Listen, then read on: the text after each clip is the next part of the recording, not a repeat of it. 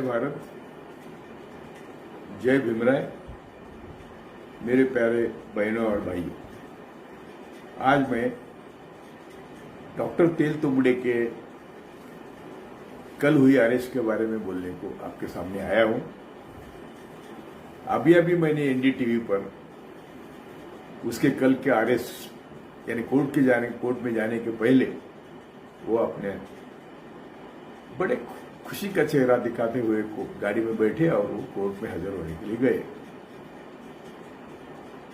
मैं दावे के साथ कहता हूं कि एल्गार परिषद का ऑर्गेनाइजर मैं था।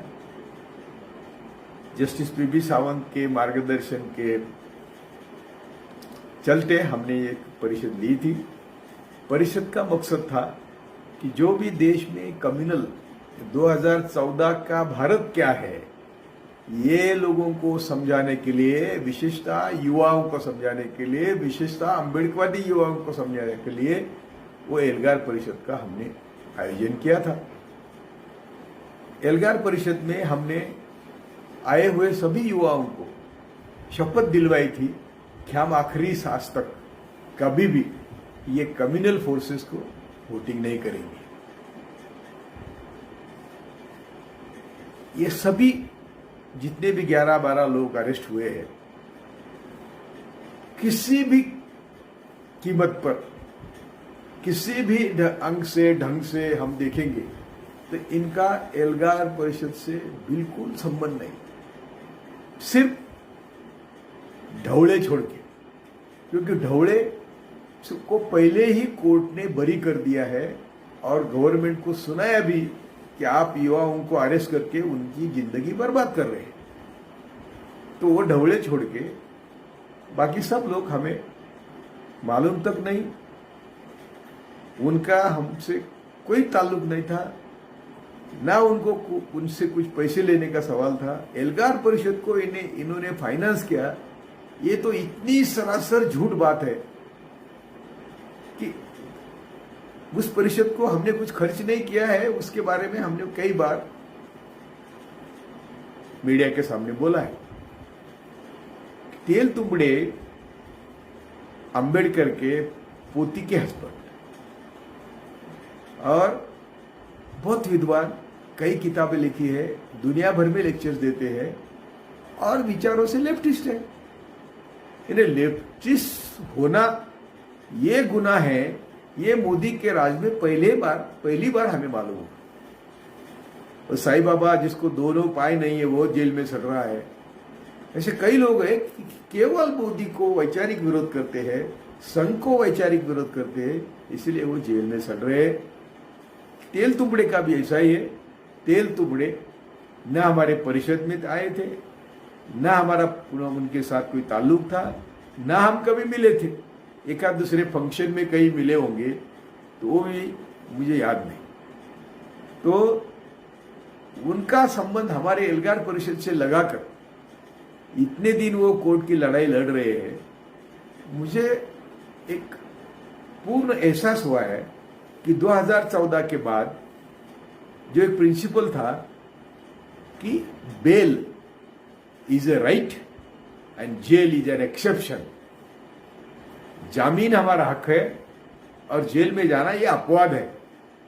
लेकिन वो आज हो रहा है, आजकल हो रहा है। कई लोग जिन्होंने संघ से पंगा लिया वो सब जेल में है। लालू जेल में है, या 11-12 लोग जेल में है। ये अभी नवलखा बेचारा, हमने तो अभी तक उसका नाम भी नहीं सुना था, वो भी जेल में गया, अभी आज गया। वो भारद्वाज, बहुत लोग जेल में है क्योंकि उनका एल्गार परिषद संबंध, उनका भीमा कोरेगांव संबंध था। अरे भीमा कोरेगांव का संबंध था तो तुम्हारा इंटेलिजेंस क्या कर रहा था? सेंट्रल का इंटेलिजेंस है, स्टेट का इंटेलिजेंस है। उल्टा भिड़े एक बोटे के खिलाफ उसी दिन कंप्लेंट हुई, 8 दिन पर उस पर तपास हुआ। नांगरे पाटिल ने कमेटी अपॉइंट की, डीआईजी नांगरे पाटिल ने, वो बीजेपी का अध्यक्ष था, उसने रिपोर्ट दिया कि सिर्फ भिड़े एक बोटे का ही संबंध है, बाकी किसी का संबंध नहीं। वो उस समय का झूठा बदमाश चीफ मिनिस्टर, खुद गुनहगार, उसने नकारा कि वो हमने कमेटी अपॉइंट नहीं की थी। लेकिन कमेटी का रिपोर्ट है हमारे पास। और बाद में 8 दिन के बाद कोई भिड़े का शिष्य दामगुड़े कंप्लेन करता है और एल्गार परिषद का नक्सलाइट से संबंध जोड़ता है और बस आगे इन्वेस्टिगेशन शुरू होता है।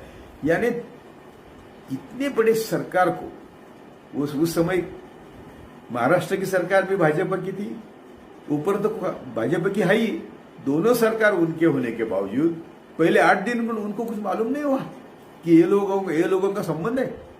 और परिषद के पहले मालूम होना चाहिए था। आपने पुलवामा किया, इंक्वायरी नहीं की, आपने पठानकोट हुआ, इंक्वायरी नहीं हुई, आपने उरी किया, इंक्वायरी नहीं हुई, आपने गुजरात किया, इंक्वायरी नहीं हुई, आप खुद ओबीसी नहीं है उसकी भी इंक्वायरी नहीं होती, आपकी बाबरी मस्जिद आपने ढोई, इंक्वायरी नहीं हुई। अरे भारत को कहां के कहां ले गए आप लोग। तो इसलिए मैं आप सबको नम्रतापूर्वक बोलता हूं कि इनका एल्गार परिषद से कोई संबंध नहीं। ये सभी लोगों के खिलाफ 100% झूठे सबूत जब इकट्ठा करके उनके खिलाफ चार्जशीट दाखिल किया है। मैं खुद रिनाउंड क्रिमिनल लॉयर था, सब महाराष्ट्र देश जानता है।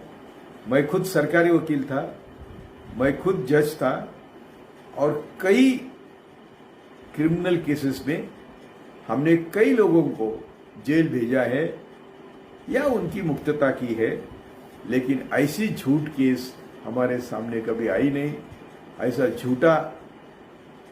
झूठी सरकार कभी हुई नहीं। इसलिए हम सब, मैं बोलता हूं, सभी बहुजनों को बोलता हूं कि जो बाबा साहब अम्बेडकर के मन में भारत था, जो संविधान को अपेक्षित भारत है, वो अभी कभी होने वाला नहीं है। जब तक हम सब संविधान के दायरे में संगठित होकर अहिंसात्मक मार्ग से बाबा साहब ने दिए रास्ते पर नहीं चलते, संघर्ष नहीं करते, लाखों लोग रास्ते पर नहीं लाते, मोदी शाह जाना बिल्कुल अशक्य है। शायद 2024 में वो पाकिस्तान से लड़ाई छेड़ेंगे अभी, क्योंकि हम उनके सब हथकंडे अभी खत्म हो गए, छिड़ेंगे और 2024 का इलेक्शन भी नहीं होने देंगे। मैं आप सबको विनती करता हूं कि इस माध्यम से आपको गुस्सा आने दो, उठो, लड़ने की तैयारी करो। लड़ना यानी ये हरामजादे कहते हैं कि हम लोगों को उकसाता है, मैं उकसाता नहीं।